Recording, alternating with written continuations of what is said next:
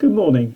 So we're carrying on with our work on trigonometry and we're carrying on with finding missing angles. But today we're not going to do any measuring. We're going to be working with triangles where they have given you the lengths, and they're never drawn accurately. They're always drawn just neatly, but they're just a sketch.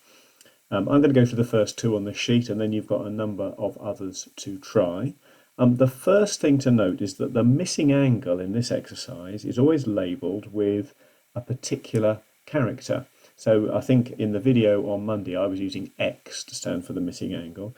They've used this funny little symbol here, which is a Greek letter. It's a Greek letter called theta, and it's often used in missing angle problems to stand for an angle.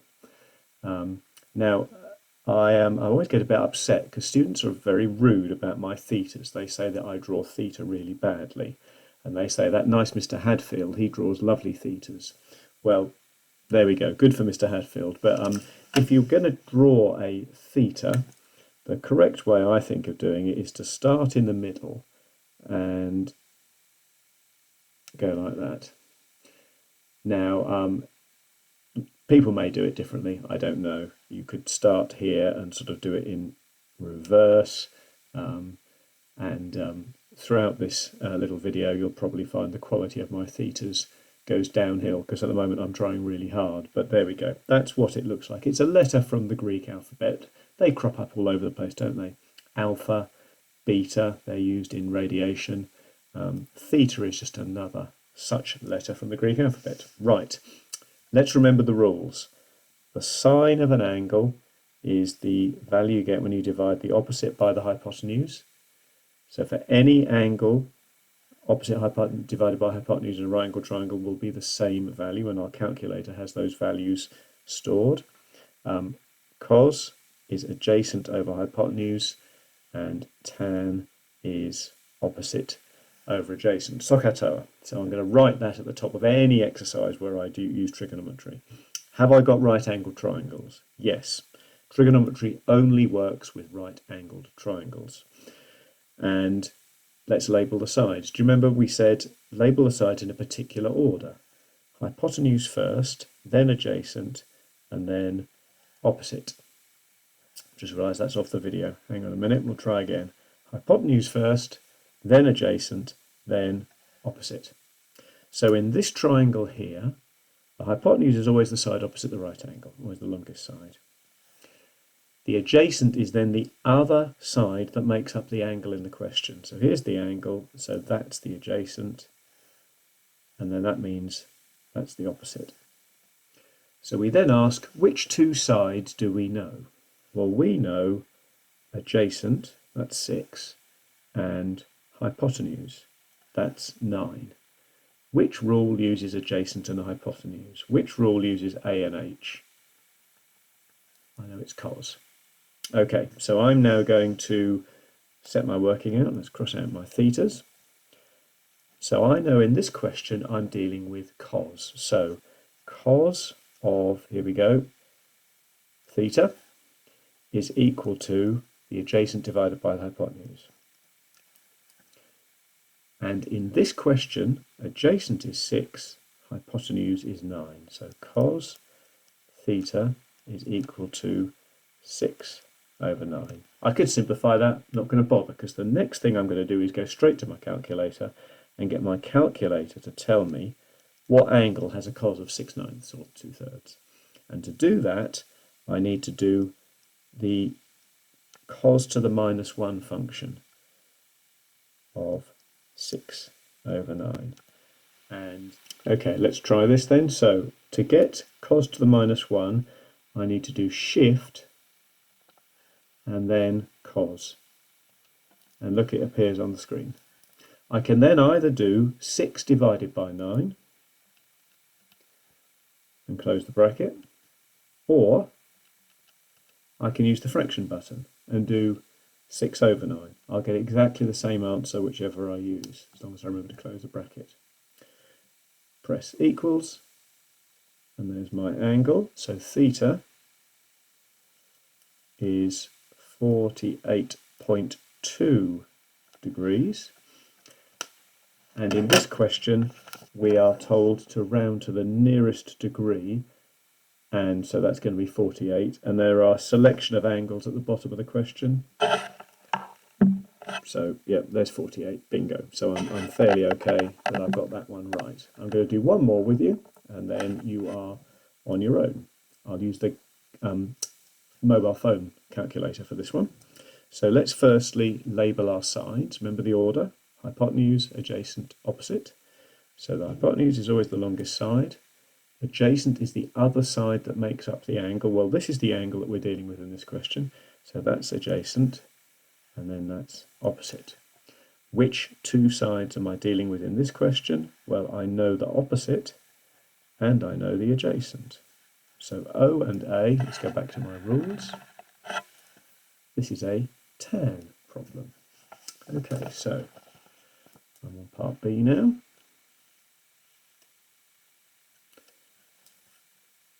So I know the tan of theta is equal to the opposite side divided by the adjacent side. And in this case, opposite is 5, adjacent is 3.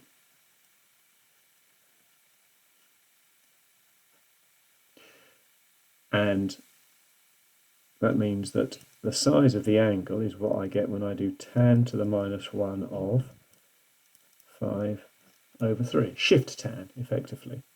So let's do that on my mobile phone calculator. Now, on my mobile phone calculator, I have to, I'm just going to move that to one side, there we go. I need the tan to the minus 1 button. Now, some of you will have a tan to the minus 1 button on your mobile phone calculator anyway.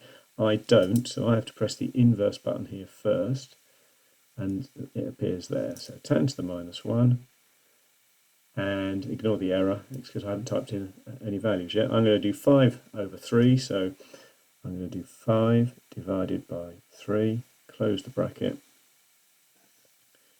The reason I've got an error is I've got a dot there. Hang on a minute, there we go. So 5 divided by 3, close the brackets. So theta is equal to 59.0 degrees to one decimal place, but in this exercise we're being asked to round to the nearest degree. Hopefully I can see 59 at the bottom. Bingo. Okay, so I'm pretty happy that I've got that right. So it's a fairly straightforward process. It does require a bit of calculator use, and I think it's really important that you get methodical in terms of how you set your working out. So can I really encourage you to use these 4 steps with every problem. So you've got the statement of the rule, just from Socrates, plugging the values in, writing down what you need to type in, and then finding the final angle. So on that sheet, you've got 1, 2, 3, 4, 5, 6, 7 more of those to try. And then there's a few other questions to have a go at as well. So my main concern is that you can just crash through those remaining 7 parts in question 1. And for some of you, that will be enough. But I know some of you will find that quite straightforward and may be keen to try something a bit different. So here are 3 slightly trickier questions. Question 2, we've got a right angle triangle where we know all 3 sides. So we could use sine, cos, or tan. But if we use sine, for example, where we need opposite and hypotenuse, we've got to make sure we get things the right way around. So this question is just about making sure you get things the right way around. Only some of these calculations work for that triangle, so that's one to have a think about. You haven't actually got to work out the angle, you've just got to say which of these calculations are correct. In some of them, they've got their opposites and their adjacents and their hypotenuses mixed up. Question 3, all you've got to say is, why can't you do trigonometry in that triangle? Hopefully that's not too complicated for you. And then question 4 is a tricky question. And I've attached answers to this worksheet, but I've rather deviously removed the answers to question 4 because I'd like some of you to have a go at this. This is the only thing I'd like people to submit. So you don't have to submit for this homework task, but I'm interested to see if any of you can get on to question 4. You're asked to find the size of angle CED. They use a rather odd notation, different to the notation I've used, but the angle they're after is this angle here. Now obviously I can't use trigonometry in this triangle because it's not a right angled triangle. So you've got to start up here, you've got to work out the size of an angle in that triangle, then you've got to use one of the basic angle rules to work out the size of an angle in this triangle, and then you should lastly be able to use the fact that angles in a triangle add up to 180 to work out the size of that. So for all of you, you're going to finish question 1 for me, and it's you know when you've got it right because you'll see you've got an answer there. Make sure you round it to the nearest degree, and then some of you will have a go at those. 2 and 3 will be quite quick, and if you want to have a go at question 4 and you think you've got the correct answer, I would love to see that submitted via class charts. Next week we go on to using trigonometry to find missing sides. I can't wait. See you soon.